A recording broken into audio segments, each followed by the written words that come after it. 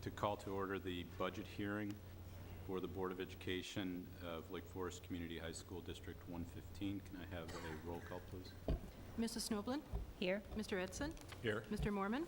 Here. Mr. Block? Here. Mr. Schreiber? Here. Mr. Powers? Here. Mr. Bergner? Here. This is a budget hearing as required by state law, I believe. And Ms. Hermes will kick us off. Thank you. And yes, this is a required budget hearing for our 13-14 budget. Welcome. This portion is to be considered the administrative comment portion, and then it will be followed by public comment on the budget if there is any. The goal of this presentation is just to give kind of a brief outline of the 13-14 budget. It was presented to the board in tentative form in July, and it has remained unchanged. So this is the same format that we presented then. For the visual, we have the state form, which is available if anybody would like to see it who has not already. And we also do produce a district version. The only difference between the two, one is I think the district version is prettier. This is a state required form, and the state required form also includes the on behalf payments. So the on behalf payments are the payments the state is supposed to make into the pension system on behalf of our teachers. So that is included in this form. I do not include it in ours. It never actually passes through our books. So that is the difference between the two. Kind of starting at the high end, this is basically an all funds summary. And what we've listed are the operating funds of the district on the left-hand side. These are state mandated funds. Educational by far contains our greatest variety and the largest volume of our financial transactions. If you look at the expenditures in particular, 64% of our expenditures overall are in the ed fund. And when you look specifically at the top funds, what we consider the operating funds, not including bond and interest or capital projects, it's 80% of our expenditures. Talk just a little bit about the budgeting process. We talked about this briefly in July. We do start this in late spring. Typically, this is one of our spring break activities. Many people go away. We work on budget. We take a look at both instructional needs, the departmental needs. Carol White works hard on the facility needs. Administratively, it's discussed. All of the departments, we talk to communications, we talk to special education, we work with technology, all the various components. This was somewhat of an unusual year because we did have a change in leadership in the spring, but we did kind of continue on our budgeting path. The budget was reviewed by the Finance Committee, and we've gotten some very good questions and some feedback from Finance. It has been on public display since July. Here's our hearing for the public comment. And then by law, you are required to adopt a budget by the end of the first quarter of your fiscal year. So our fiscal year started in July. So July, August, September 30th would be the end of our first quarter. So we do need to adopt a budget by that time. Just some highlights. This budget does include the second year of our 4-year LFEA contract. So if we're trying to keep track of where we are. It is heavy in capital projects. We have a track project for anybody that's been by the high school. You can see that we have that project going on. And we're also working on many infrastructure improvements. Dectron unit, I think Mr. Elbis has talked about this in prior board meetings as the bids went out and things were opened. Some chillers, natatorium lighting, which is the pool. And also we've been working on some of the network density within the building. Historically, sometimes you will see in our budget highlights, I will include some more curricular type events or some projects.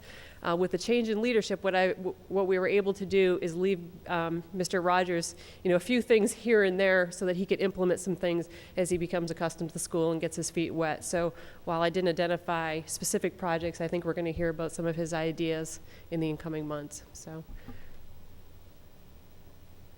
Just some global observations when we look at revenue, and I am drilled down here in the ed fund. Like I said, it is our biggest and most productive fund. When you look at revenue, our local revenue, not surprisingly, makes up the largest source of our funds, about 94% in this year's budget. State funds are about 3%, and federal is the other 3%.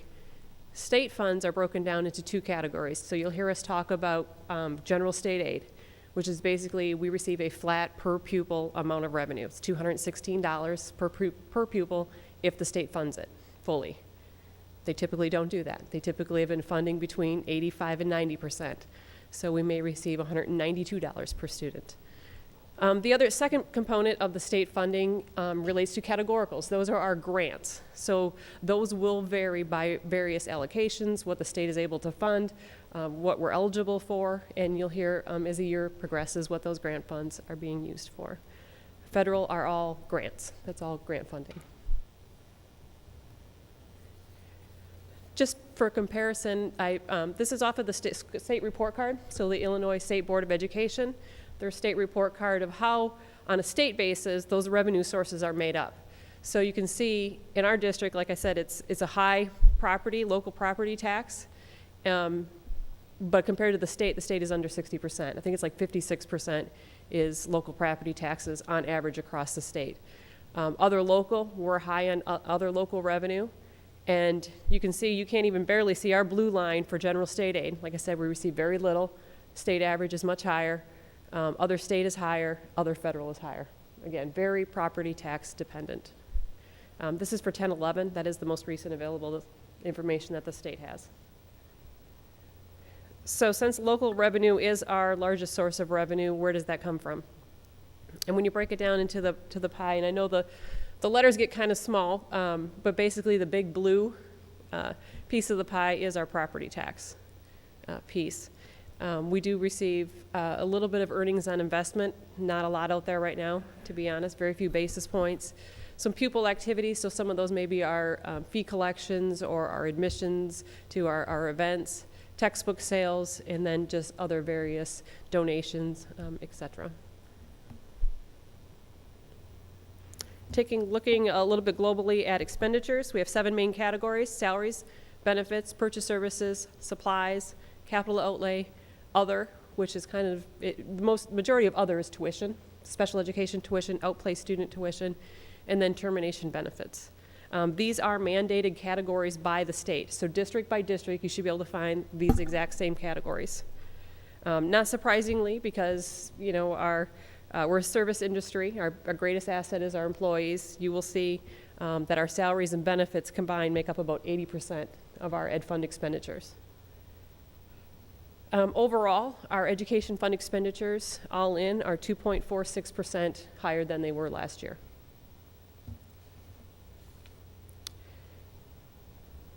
Kind of labeled this variables. So what are the things in this year's budget that we want to keep in mind or keep an eye on? Like I said, we've made no changes from July. That's not to say that there's not changes going on every day, but nothing that warranted a change in the budget at this point. We will keep our eye on state revenues. The state, you know, at one point a few years back decided to only pay us half of our anticipated revenues, and that was a big hole. It looks like at this point they will make all 4 of their regular payments, 1 from last year still, and 3 of the new year, but still 4 consecutive payments. But we'll watch that very carefully. Final staffing, we've been working with Mr. Rogers on what these final sections and numbers might square out to be. There's still a few tweaks and adjustments that may need to occur. Professional growth, this could vary year by year. This really is twofold. It is the movement on the salary schedule, and that really is a little bit unpredictable on, you know, what teachers may or may not be interested in. And also we do have some tuition reimbursement pieces that may vary from year to year. Energy costs, when we have Ms. White here, we'll ask her, is this a good year or not? If we have the blizzard that we had a few years back in February, not a great year, but we've also had some very mild years that have helped us considerably. So that is a variable. Tuition that is listed here is, again, that special ed tuition that appears under our other line. We budget extremely tight on both our salaries and benefits, so we budget those by person to every single person that's in the high school, and the same thing on the placement of students. We don't have cushion to say, you know, we're going to keep 2 tuition values in reserve. We're not budgeted that loosely. We're budgeted for the students that we know and where we anticipate that they're going to be placed. If we have a student that places into something else or needs to be outplaced or their IEP changes, that could be a $50, $60, $100,000 change to our budget. Some years we win, and some years we lose. But that's always something that we keep an eye on. We do run various scenarios throughout the year on where we are projecting and where we anticipate that we're going to end the year. And then we'll keep the board apprised of those type of projections. I am happy to open any questions to the board. Board members, any questions? Jen, you had mentioned that we have received the state payments, one payment from a quarter last year and 3 going forward. Did I also hear you say it's not necessarily at 100%, or was I confusing 2 line items? It's kind of both. When I talk about the big payments, it's usually the categoricals, and they come in 4 nice payments. 3 years ago, I think it was, we only got 2. So then for a while, we were getting 2 old and 2 new. Last year, at the end of the year, literally the last business day of June, so last fiscal year, we received 1 catch-up payment. What we're told is we're going to receive 1 old and 3 new, so just, again, 4. General state aid actually comes monthly, but it is anticipated right now, they're telling us to calculate that at 89% of full value. So it's kind of a combination of the 2. Do you anticipate that we'll kind of see that going forward? I mean, I know this year they've kind of given us some guidance, but from a board's perspective, should we be anticipating something not quite so generous going forward? I think 2 things. One is I had an opportunity, I was at a meeting last week where there was representatives from Illinois State Board of Education. They are hopeful, and they're way more hopeful than I originally was, on catching up on that 1 old payment sometime, because we thought it might be lost forever.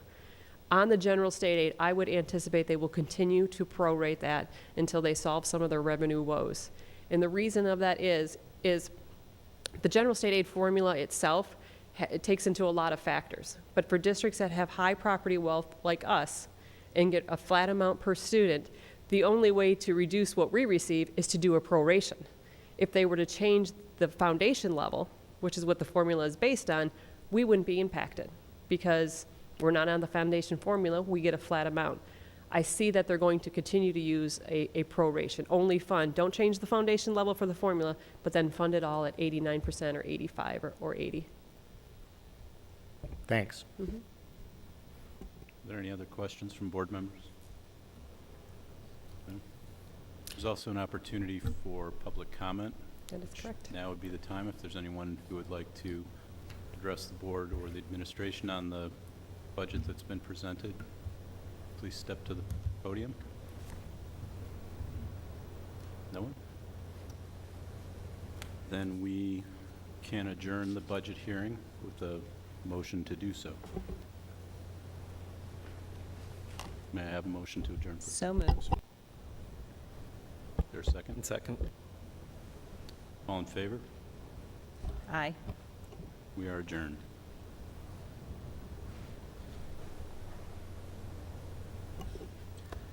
Now I would like to call to order the regular meeting of the Board of Education for Lake Forest Community High School on Tuesday, September 17th. May I have another roll call, please? Mr. Moorman? Here. Mr. Black? Here. Mr. Edson? Here. Mrs. Snoblin? Here. Mr. Schreiber? Here. Mr. Powers? Here. Mr. Bergner? Here. Welcome back, everyone. We've had what feels like a long break through the summer without having a meeting of any substance during the month of August. We did hold an executive session prior to this open session. As usual, there was no action taken during that. I've got a just very brief President's report, and then there's far more interesting and exciting news to be shared by Mr. Rogers and Mr. Simic and others in the room. When we met in July, I think we were in the process of interviewing candidates for the Education Committee and the Finance and Operations Committee. I think at that point we still had 5 or 6 final interviews to conduct. We finished those shortly after the July meeting, and I'm happy to and pleased to welcome to those committees, to the Finance and Operations Committee, community members Ann Sorensen, Jim Pink, and Dale Toke, and to the Education Committee, Jill Rosa and Linda Ganchert, and thank them in advance for the time that they're going to give the district and the service. Both committees have had initial meetings, and I know that Mr. Block and Ms. Snoblin will report on those later in the meeting. And with that, I would move on to Mr. Simic for the superintendent's report. Thank you, Mr. Bergner, and I'd like to turn it over to Mr. Rogers. If the board allows, I have a short presentation outlining some of our goals.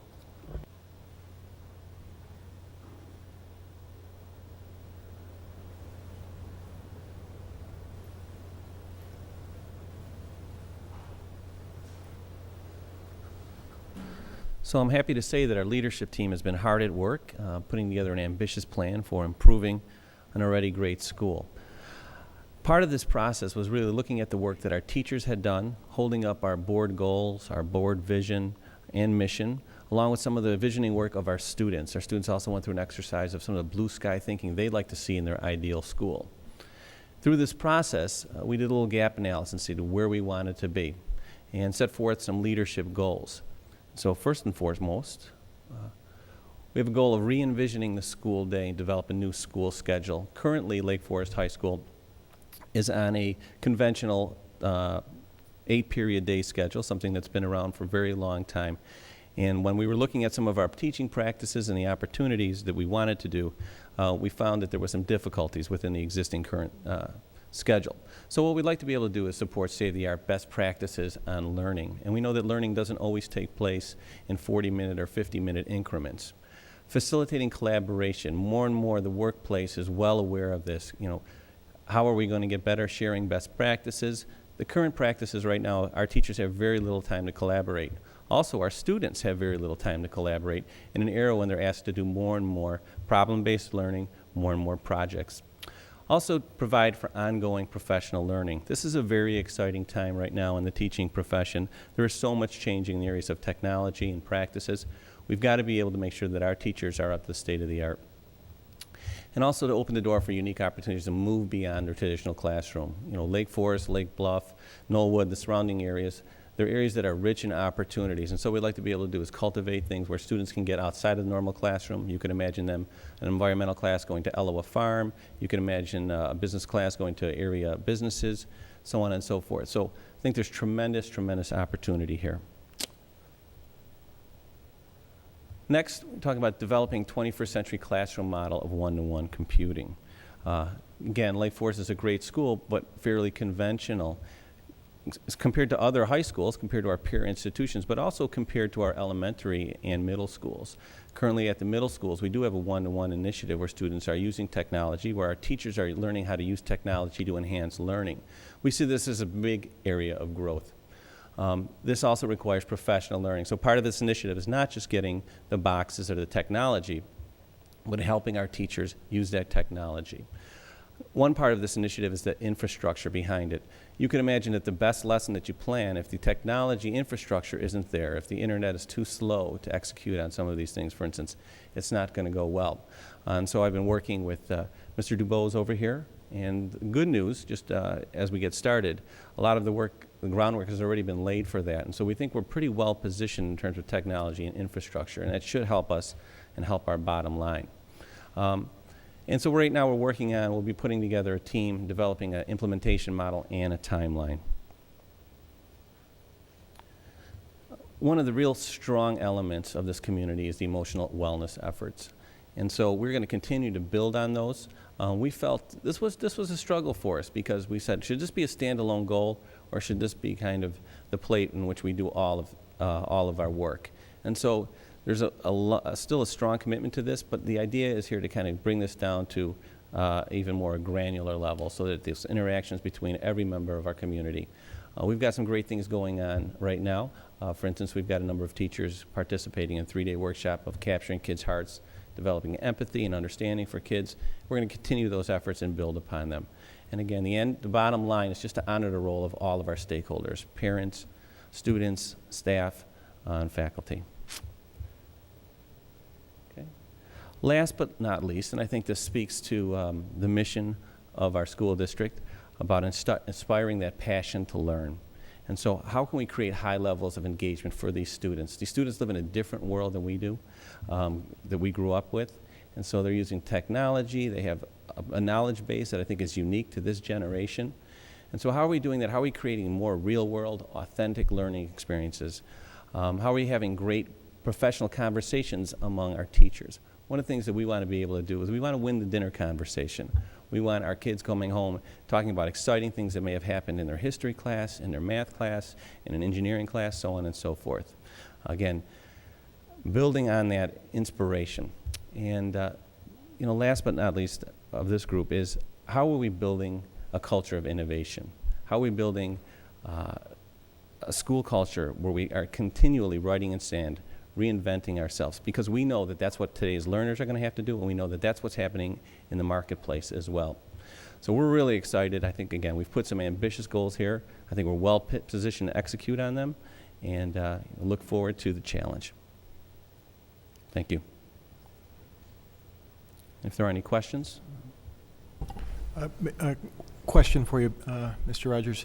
Yep. I had the opportunity to attend the APT meeting earlier this month, and there was a lot of good questions that came out of that. And I know one of the questions that seemed to really get some traction where there was some curiosity about what the impact to a change in schedule would mean. Can you talk a little bit about that? Sure. I think some of the positive impacts, some of the upside on that is you'll have opportunities for our teachers to collaborate. So we talk about the issue of quantity and quality, putting together the best product. Right now, our teachers meet 6 times a year collaboratively, 6 times.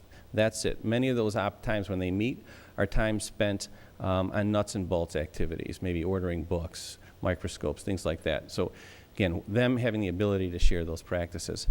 One of the things we talk about, and it connects to our emotional wellness. Right now we have a lot of students that want waivers for athletics, for instance. Well, as we kind of look forward, why don't we build in a schedule that allows some flex time for our students and provides balance for our students? I think some of the opportunities, again, to have extended learning opportunities, complete a learning cycle. So you could imagine in a science class, if you had a longer period, what you could do is you could actually introduce a topic, gather excitement around energy. You could have an activity where they do an experiment. They have an opportunity then to debrief it, collaborate, discuss, maybe actually do the experiment over. So again, extending those learning opportunities. And I think last but not least is moving the traditional walls of the classroom, getting outside of the classroom and be able to bring in some external resources. I think it's a real exciting challenge for us. So I think, one of the things that you did a great job at clarifying the other day, and Mr. Simic, was you don't change just the schedule. Absolutely. That's a shell, right? Exactly. There are things that go along with that, and I thought that really resonated with some of the APT members. Absolutely, yeah. The schedule really just provides, I think, the best structure, the best vehicle, but the real work happens with the practices in the classroom. Okay, thank you. And Mr. Rogers, we believe we have a student to speak with us as well.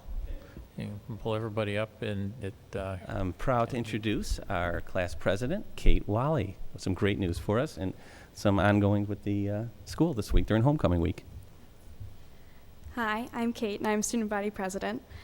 This year, we've had a record-breaking number of students in the freshman class of 2017. Freshmen were welcomed on Freshman Orientation Day, August 23rd, by Link Crew. Each freshman was in a group of about 8 students assigned to 2 Link leaders, which are upperclassmen. 100 juniors and seniors worked hard over the summer planning games and activities for the fun first day of school. This day included a large assembly, small group getting to know each other games, a tour, and finally a clap-in through the main hallway, which can be viewed on the high school website. We've had a great start to the school year. This weekend is homecoming, so we've started to celebrate with Spirit Week. Each day is a different theme for students to dress up. Monday was patriotic, today was preppy, tomorrow is 80s. Thursday is class distinction, and each class and all the teachers have their own theme, and Friday is blue and gold.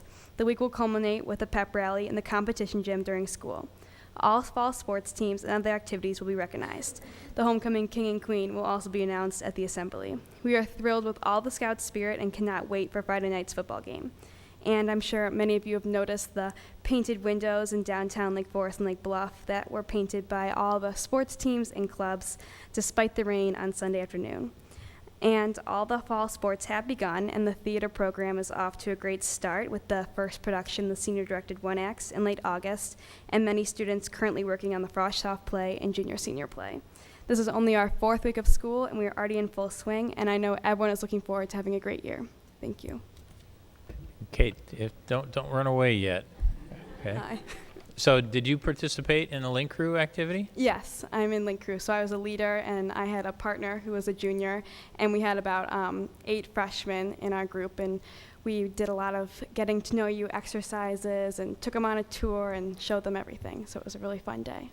Is this your first year doing that? My second year. Okay, what do you get out of it, and what do you hope that they get out of it? I definitely get to meet the underclassmen because they're not in any of my classes or anything. So I get to know the freshman class, and I hope that they get a better understanding of the school since it is such a big transition.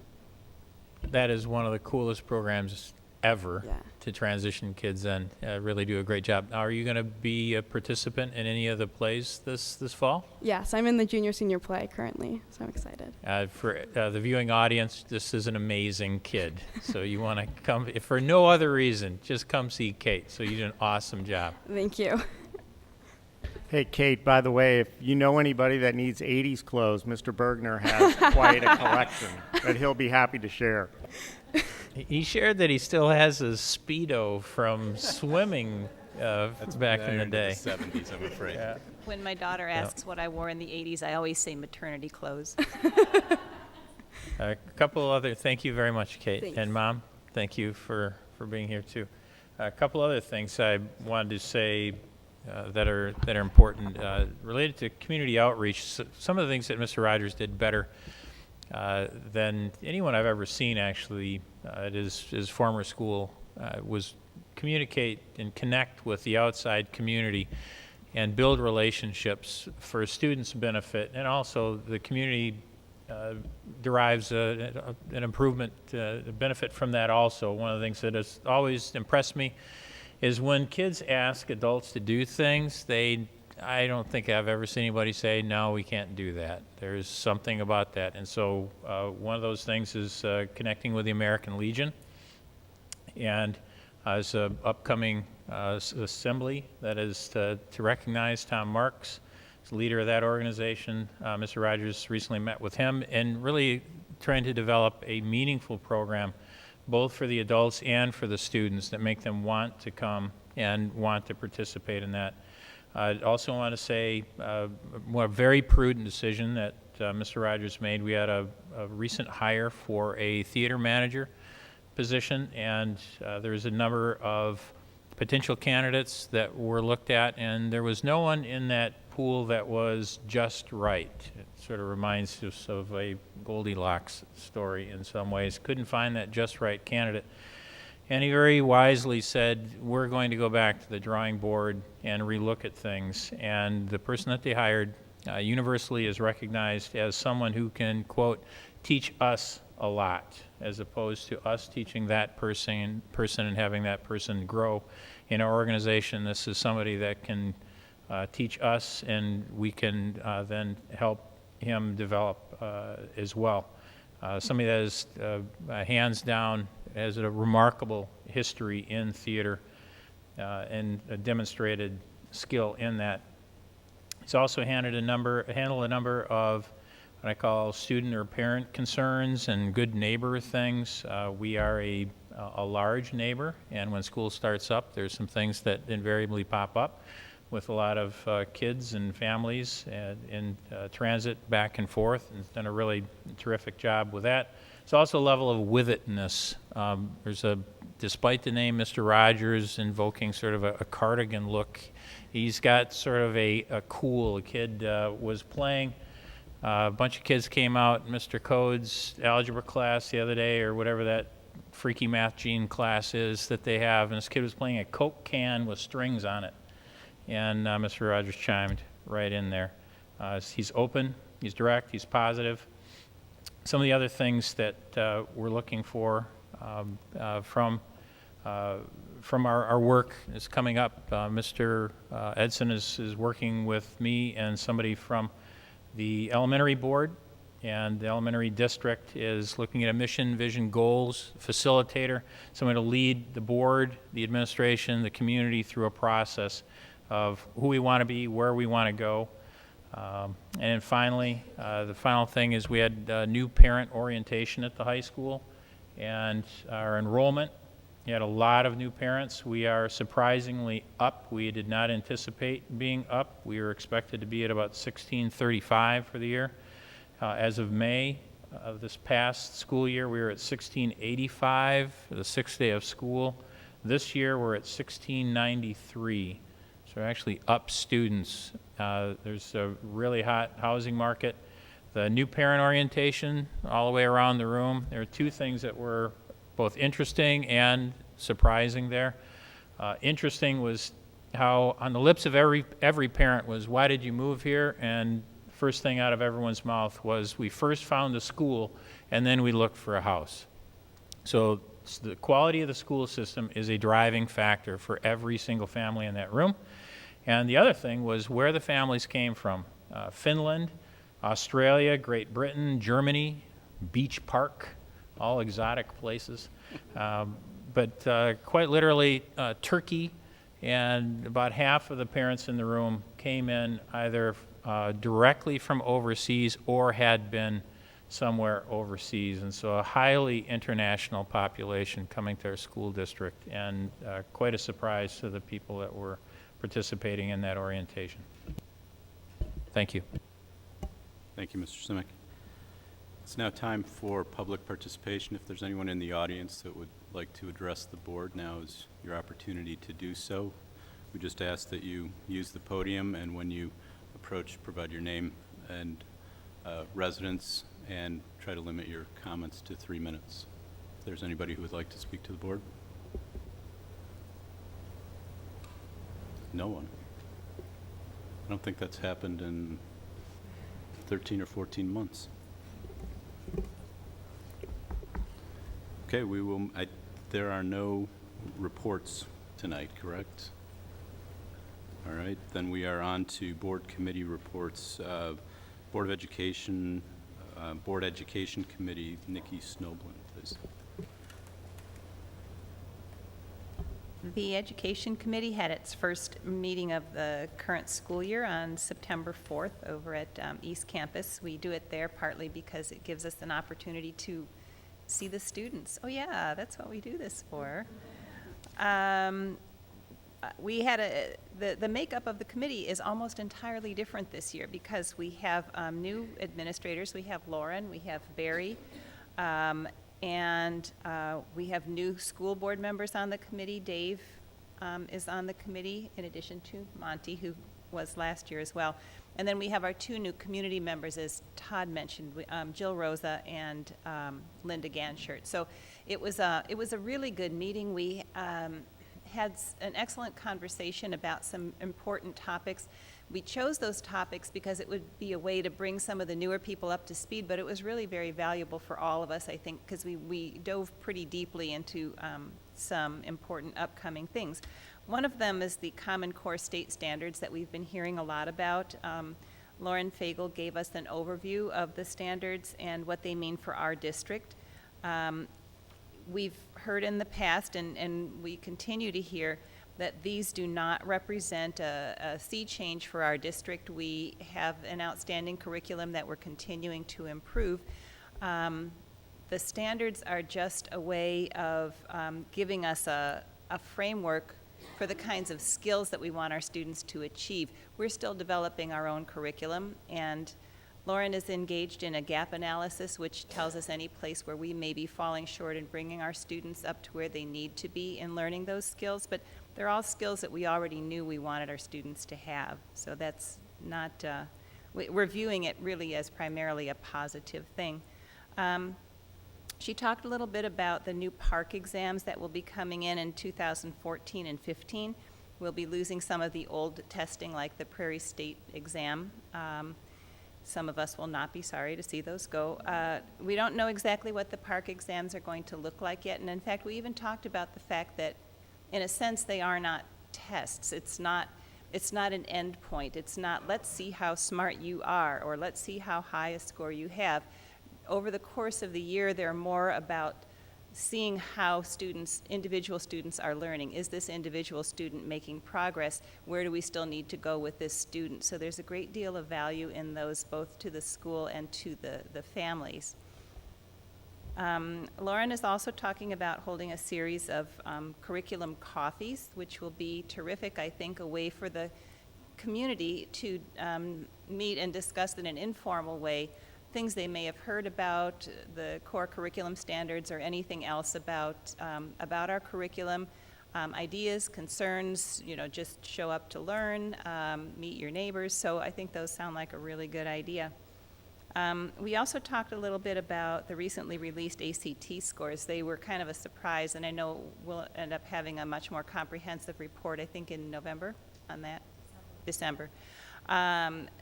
But in a nutshell, the ACT company has changed the way they are doing their reporting. So many schools experienced a change, an unexpected change in their scores, and in future years will be on a more consistent path. It's just that because this was the transition year, it created a little bit of a jolt that nobody was expecting.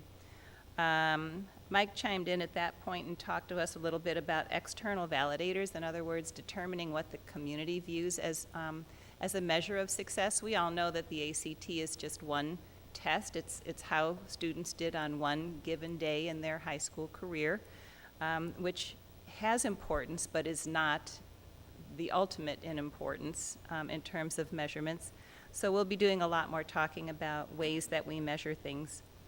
I think that was pretty much it. It took us almost 2 hours to discuss that, so you can tell we went pretty deeply into those.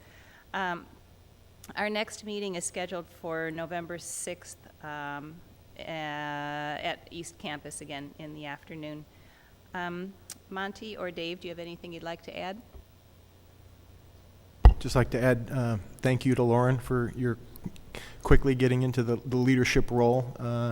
And also, my wife wanted to pass along her appreciation for you having evening coffees available for her and the working parents. I think that's a nice consideration. So thank you for that.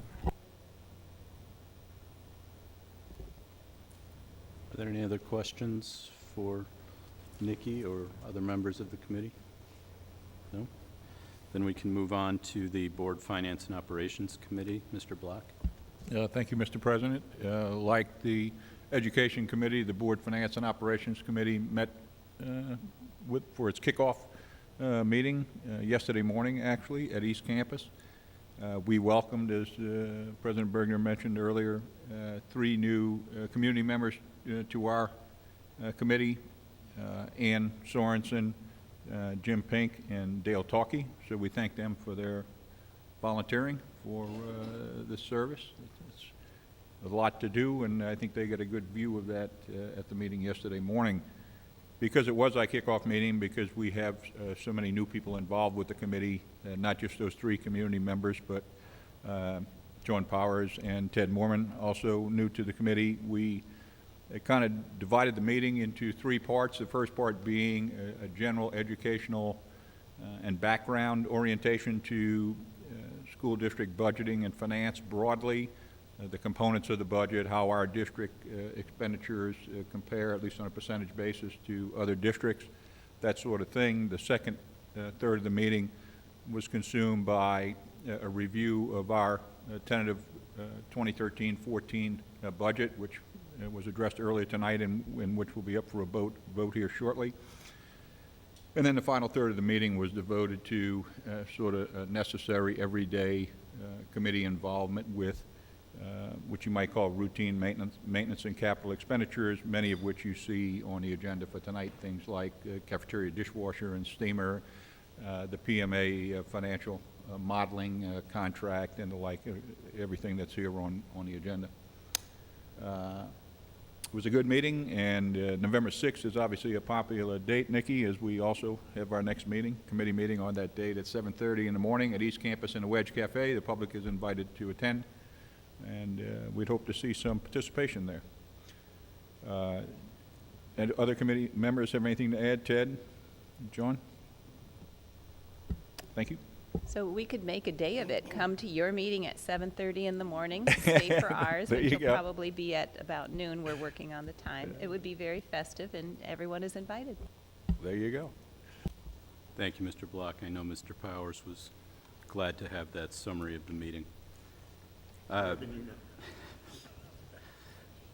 There are no liaison reports, so we can move directly into action items and begin with the adoption of the 2013-2014 budget. Thank you, Mr. Bergner, and I will hand this over to Mr. Alvis and Mrs. Hermes. Well, the presentation was made during the hearing, and unless there are any other questions, we recommend approval as presented. Are there any further questions regarding the budget? If not, may I have a motion for the approval of the 2013-2014 budget, please? I move that the Lake Forest Community High School District 115 Board of Education adopt the 2013-2014 budget as presented. Is there a second? Second. Is there any further discussion? If not, may I please have a roll call? Mr. Edson? Aye. Mr. Schreiber? Aye. Mrs. Snoblin? Aye. Mr. Block? Aye. Mr. Powers? Aye. Mr. Moorman? Aye. Mr. Bergner? Aye. Motion is carried. Can move on to the approval of the financial planning program agreement. Thank you, Mr. Bergner. I'd like to chime in here prior to Mr. Alba speaking on this. In all my years of superintendency and also being a district business manager, I have not seen data like we are able to grab quickly and easily and efficiently like the program that we have in place here.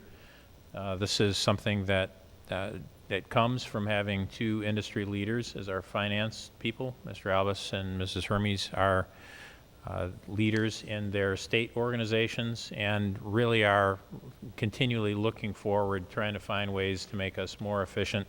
One of those ways is our ability to go out and grab data for comparison basis on position after issue after item. And it may be something that folks are accustomed to here. I don't think they are completely yet, but it is truly amazing that we're able to grab that kind of data and provide a very rich data set for school board decision making.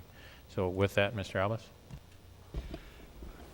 What Mr. Simic was referencing is a software package that we bought a year ago called Forecast 5, which is really business analytics for schools. And it's the first venture I'm aware of a company really delving into that. But the company was PMA, and what they did is take all the various state reports that we have to submit and put those into relational databases that school districts then can go out and query and build reports and do comparative data analysis that previously you couldn't do because you didn't have the resources to divulge to that. Prior to Forecast 5, though, PMA has what's called a financial planning program. And for many years, we've maintained a financial plan projection, and everybody's been through our negotiations, has seen it up close and in action, and it's served us very well over the years. Many districts throughout the state, over 100, have utilized the PMA model. We've shied away from that up till now, simply because several years ago, to run various scenarios, you'd have to contact PMA, go through the assumptions, and then they would email you reports. We wanted the ability to do it ourselves and be able to see it, so we built our own model. It's a lot of work, though, as those of you who have seen it, negotiations, the infrastructure to it. With the advent of cloud-based computing, the PMA model now offers several advantages over ours, and I've outlined them in the report, including graphics, more reporting capabilities. Really, the one I really like is the ability to run two different scenarios and compare them, see where they change. We saw a brief presentation of that yesterday at the Finance and Operations meeting. Now, the cost of the software, it's $8,500, is far below our bid thresholds, and normally that wouldn't require board action. But with the purchase of this software, there's also a consulting agreement, which might be a little unusual. Why would there be a consulting agreement with a piece of software? And that's because when we buy the software, you're also buying staff time at PMA to build the model for us. So they will build our historical database based on reports that we've submitted or information we give them, including our salary schedules, what's called our scattergram, which is a matrix of where our teachers are on the salary schedule. They'll build in our insurance plan data, our insurance plan enrollment, our student enrollment data, our student enrollment projections, a list of our retirees, and then they'll sit down with us to talk through what our assumptions are going forward. What do we think will happen with state revenues? What do we think about the CPI or interest rates? And then at that point, we can begin running our own scenarios based on all of that data. But there is a lot of staff involvement on their time to build that. So the consulting agreement that's in your packet kind of outlines the scope of service, not kind of, but it outlines the scope of services associated with the software purchase, and we're recommending approval. Thank you. Are there any questions? Alan, we didn't really have the opportunity yesterday to go into a lot of detail. We did see a very nice presentation, and it was, you know, it appears to be an impressive software package. I'm wondering, because it was really built around reporting mandates from the state, does it also give us the ability to analyze what we do versus other districts? Does it allow access to the state database in a constructive way? Because I've been on the state website, and while it provides access, it's, you know, it's not very constructive access. You, in order to do almost anything, you've got to, you know, individually populate whatever area you're trying to populate. It doesn't allow any comparative functionality. So will PMA allow us to do that? Well, the Forecast 5, one of the documents we utilized yesterday was generated through Forecast 5, where it showed where do we spend our money and how does that compare to all the benchmark districts around us. We would have spent days in years past trying to compile and do that because we had to go out individually, get that, and then compile it. So that's on the Forecast 5 side. Where we will get some benefit on this is, first of all, the infrastructure is built by them. We'll have more consistency in how we report compared to the other 100-plus districts that they talked about yesterday. But also, we get their feedback and interaction when we're looking at assumptions, saying we think inflation is going to be at 5% 3 years from now. They say, boy, nobody else is there. You know, this is what other people are assuming. Or what do we think interest rates are going to do? So you kind of get the current thinking of the industry. And then we can weigh that and decide if we agree with it or not and plug that in. And again, just the canned reports that we can pull out are far greater than the internal model that we've built. So there are numerous advantages to it. Okay, but it sounds like it does not allow us to go into the state Board No. of Education database and extract data as a, for instance, for analytics. Not on this. This is our financial projection. But the Forecast 5 is really the relational database, the business analytics, where we'd go in and do. And we have that capability, and we've done some of those analyses. Okay, great. Alan, are there any services that that are included in the services that they're offering that it would now be worthwhile for us to have them do? One thing I'm wondering about, they provide assistance with tax levy preparation and filing, things like that. If we're paying for that capability anyway, is that something that we might then ask them to do? And are there other things like that? And could that result in any savings to us in other areas? The tax levy, where they helped a lot of districts this past year is we're living through a phenomenon that people haven't seen in their careers, which is declining EAVs. So when EAVs go down with the tax cap, what happens is the tax rate goes up because of the way the formula works. there are districts that had to be very cognizant of hitting their ceilings in individual funds. We're so far below our thresholds, and I think we have a good handle on the levy process and the system. I don't think they'd offer a whole lot to us in that regard or that avenue. But Yes. again, when you talk and understand what are trends, what are people doing, there is some value. I guess I have a little concern that we're paying for some things that we don't really need. So we should make sure that we get full advantage out of this agreement for anything where we could reasonably use their assistance. Well, what it will do, and actually the committee did see it yesterday, when you run a scenario, I don't know if you recall, but there was that delay, and then a little box came up and said tax check, application approved or okay, where you can't put in assumptions that would violate the tax cap law, and it won't let you proceed on that. So those are internally built in. We had those built in, though, in our model as well. So when I made the comment that I don't think they'd offer a lot, we already had that under control. So it is tailored to our specific situation. I mean, it knows our tax cap law and so on. Alan, you mentioned that the cost of the software was $8,500 below our $25,000 threshold. But what is the consulting agreement? I didn't see that in the... You get 40 to 50 hours of staff time to build LAM. We worked with PMA before. We have a very good working relationship because some of the modules on the Forecast 5 were requests that we made, and they saw benefits in building those and providing them because they saw not just unique to us, but for other districts. So I think we'll end up getting more than 40 to 50 hours, but that's what's in the agreement. And there's no additional cost. Is that putting us above our cap? I guess that I should have asked a bit more specific. No, there's no additional cost on, those hours are included in that $8,500 cost. Alan? That's helpful, I'm sorry, because it says attached fee schedule and we didn't get the fee schedule, so that does clarify that, thanks.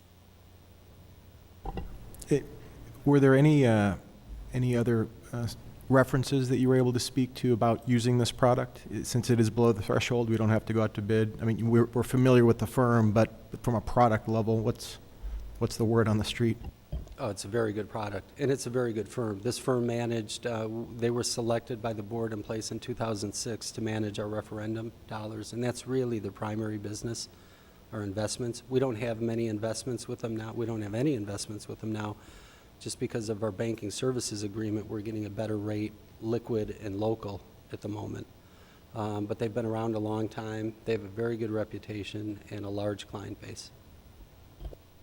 Are there any concerns about maintenance? So they're going to help us populate and get the data loaded, but from an ongoing perspective, and then also kind of curious, how does this work with the budgeting system, ALEO, or I can't remember what you said? No concerns. I think we'll get better alignment because everything's mirrored. Both of them are mirrored more towards the program accounting manual even than our internal one is set up. So they'll be compatible.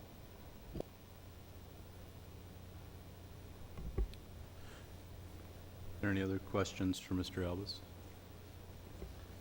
If not, can I have a motion for the approval of the financial planning program agreement, please?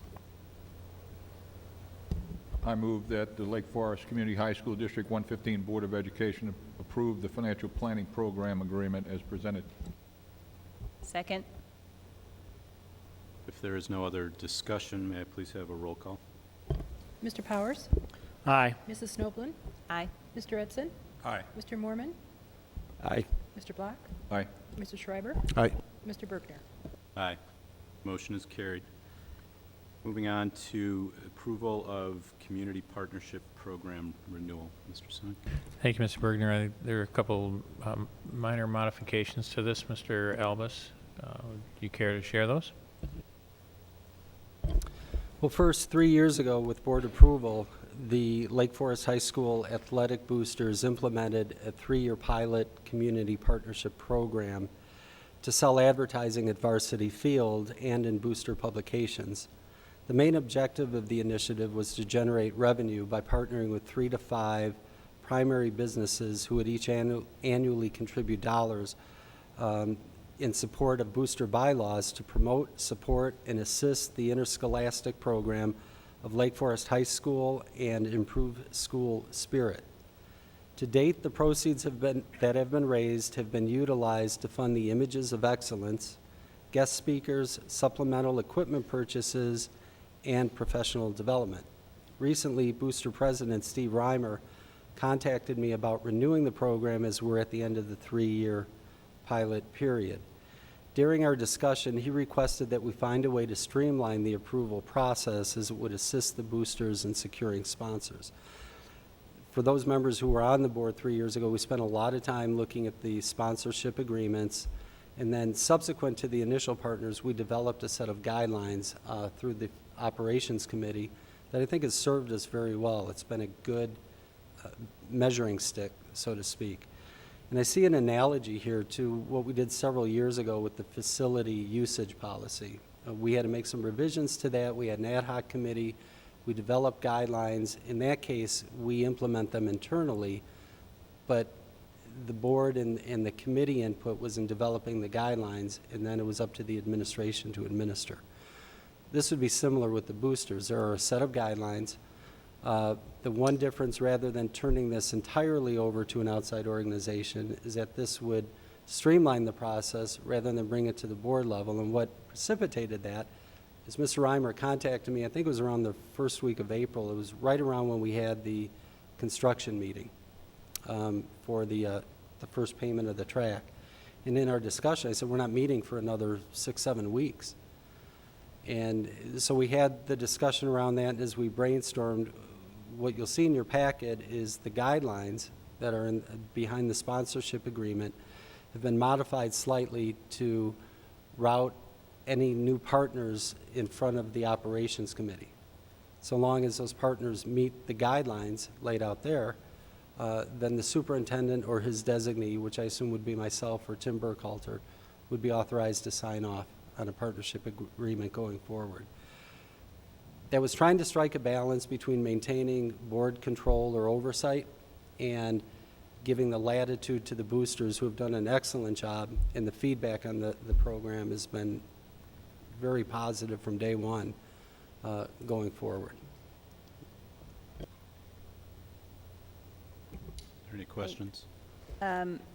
So, Dick, would you anticipate that the Finance and Operations Committee might need to call special meetings as needed to discuss new sponsors? Because you don't normally meet any more frequently than the board, correct? That's correct. And I guess my understanding is that we would, and as a smaller group, it might be easier for us to do that. I think what the administration is proposing is a system that converts the program from true pilot status.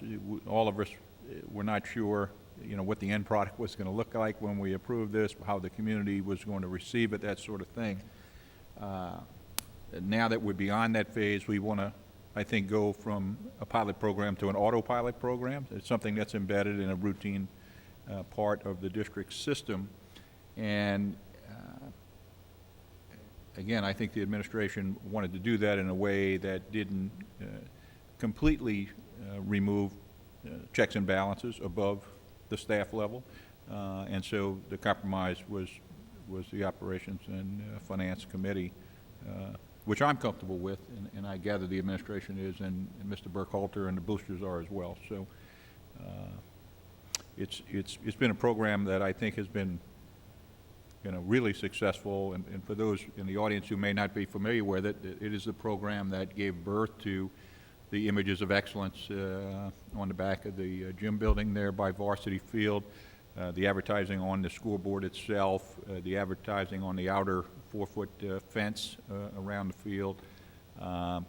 The premium parking lot area had some signs associated with it. And as Alan mentioned, all those funds plow back into the Booster Club and then get dispersed under the direction of the athletic department at the school in terms of supplementary capital equipment as well as programs for the athletes. So, I have to say, 3 years ago, I was very resistant to this program. On principle, I dislike selling add space on every available surface, especially in schools. But the way this has been carried out has been extremely tasteful. I think it's really been an addition to our district, and being at Varsity Field a couple weeks ago when the new Images of Excellence were unveiled, it's beautiful. It's really gives a wonderful backdrop to the games on our beautiful field anyway, and I could not be more pleased with the way this has turned out, and I'm happy to put this on autopilot, as Dick said. Are there any other questions for Mr. Elvis? No? Yes, I would make just a quick comment, and we touched on this briefly during the committee meeting yesterday, that as the boosters, first of all, that this is kind of in Nicki's camp 3 years ago, where I was hesitant to start selling ad space on school property, and concerned a little bit about how that might progress. But we've seen over the last few years that it has been contained here. It is very tasteful, the Images of Excellence, and I'll be the third one to say it. Is a spectacular wall out there, and a very nice tribute to the kids who have played here in the past. Concerning to me, though, is, and I'm hopeful that the administration and the Finance and Operations Committee can be sensitive to this as they're more aware of other relationships that exist with the district and other community members that may be in direct competition with or conflict with some of those entities that are being approached by the boosters, and the boosters may have no knowledge of what those relationships are, and they may be non-monetary, that the appropriate consideration be given to those relationships so that there isn't damage done that needs to be repaired and may take years to recover. So those are my only thoughts. And if there aren't any other questions, may I please have a motion for the approval of the Community Partnership Program? Yeah, if I can just comment further on your comments, Todd, with which I totally agree, and I would go back to Alan's initial analogy with the facilities rental procedures. We want to be extremely cognizant of the local community and the organizations that operate in that community, not just for-profit, but non-profit as well. And just as the facilities rental procedures allow for a distinction between local and non-local and for-profit and not-for-profit organizations, I think that the Finance and Operations Committee will be looking to those same kinds of distinctions, and I already had a conversation with Steve Reimer, the president of the Boosters Club, to pass that on to him so that they can be looking at those same kinds of distinctions and have that on everybody's mind as we go through the process of selecting a couple of new partners, because there are several who apparently are going to rotate out, and the Boosters Club is out there actively seeking replacements for them. Thank you. Is there a motion to approve? I move that the Lake Forest Community High School District 115 Board of Education approve the Community Partnership Program renewal as presented. Second. If there's no further discussion, may I please have a roll call? Mr. Black? Aye. Mr. Powers? Aye. Mr. Edson? Aye. Mrs. Snoblin? Aye. Mr. Schreiber? Aye. Mr. Moorman? Aye. Mr. Bergner? Aye. That motion is carried. And now on to the approval of Cube Production Agreement. Mr. Simic? Thank you, Mr. Bergner. It's a pretty exciting opportunity for our students and their viewers to go from Friday Night Lights to Friday Night Live, if you will. And so with that, Mr. Albus? I can only summarize this, but the Cube, my understanding, has broadcast some of our games in the past. I believe the playoff games. They had approached Tim Burkhalter about broadcasting our regular season games. Because of the timing of our meeting, there's only 3 remaining games. So what's before you is really a pilot to try it, see how it goes, see if we're happy with it.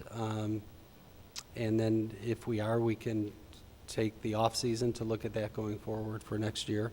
This really is in line with one of the operational goals about, looking for alternative revenues. It's not a lot of money, but it's money. And it's also something that people may avail themselves of. So Tim recommended it because it's in line with one of our goals. We're presenting it, and it's for the remaining 3 home games. It's particularly interesting for family members that, we have a lot of people live all over the globe at this point, and so if they're able to live stream this, makes it possible. So theoretically, so grandma in Florida could watch this, and siblings at college could watch little brother or sister out there on the field. Is that correct? I believe so, yes. Yeah, I believe we were in a live stream last year, actually, at Stevenson.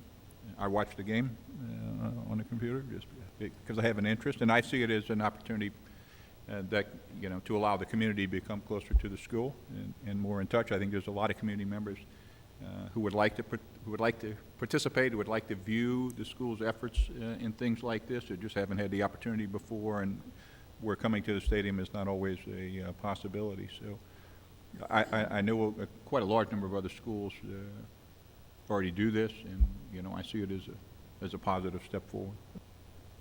I actually watched a playoff game on Cube last year. I don't remember how I found out about it, but I thought it was really cool that our kids were there on the internet. So I think it's a really good idea. And as Mike said, it enables family members or friends from anywhere to be able to see the games. Just a question, Alan, you may not know this.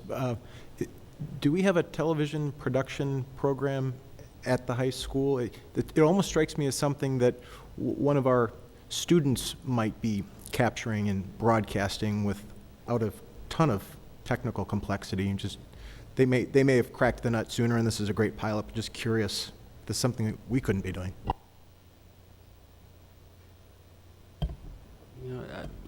When we did the construction, I'm looking at Cornelius because there was talk back and forth about running a fiber line. We did run a fiber line. The short answer to your question is yes, there is a telecom program at the high school. The issue would be from the technological side to create streaming that would allow a vast audience to see that, whereas the company that we're talking about, we can stream up to them, and then they have the facilities to stream out to a very vast audience. So that's the benefit of doing it that way and not doing it ourselves.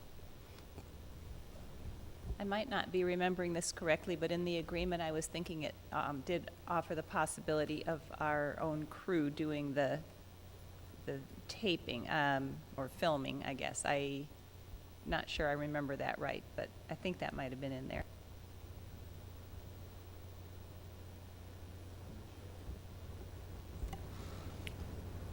Are there any other questions or comments about the CUBE agreement? I wish there was as much interest in streaming Board of Education meetings as there is in football games, but unfortunately we can't seem to get there on Board of Education. Face it, Dick, we are not as interesting. Or theater, right, Nicki? May I have a motion to approve the CUBE production agreement? I move that Lake Forest Community High School District 115 Board of Education approve the CUBE production agreement as presented. Is there a second? Second. If there's no further discussion, may I have a roll call, please? Mr. Block? Aye. Mrs. Snoblin? Aye. Mr. Edson? Aye. Mr. Schreiber? Aye. Mr. Powers? Aye. Mr. Moorman? Aye. Mr. Bergener? Aye. The motion is carried. And we have the Human Resources Report. Mr. Simic or Mr. Henriksen? Thank you, Mr. Bergner. I recommend the board approve as presented. Is there a motion or are there questions about the Human Resources Report?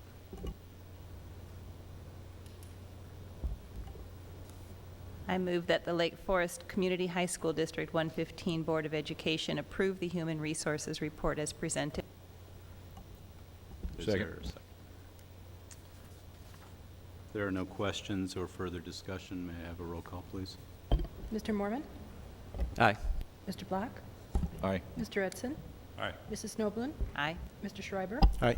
Mr. Powers? Aye. Mr. Bergner? Aye. Motion is carried.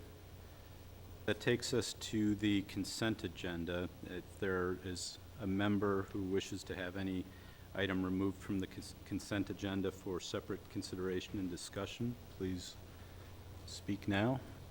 If not, the consent agenda consists of quite a few items this month. It includes the approval of disbursements, payrolls, and financial statements for July and August of 2013, recognition of the Bradford furniture gift, approval of the swim locker replacement bid in the amount of $43,212.98, approval of construction partial payment number 2 for the track, approval of landscaping and fencing bid in the amount of $26,550, approval of long-term disability insurance policy, approval of kitchen equipment bid in the amount of $41,947, approval of recognition of schools application, approval of minutes of a regular meeting held on July 16th, 2013, minutes of an executive session held on July 16th, 2013,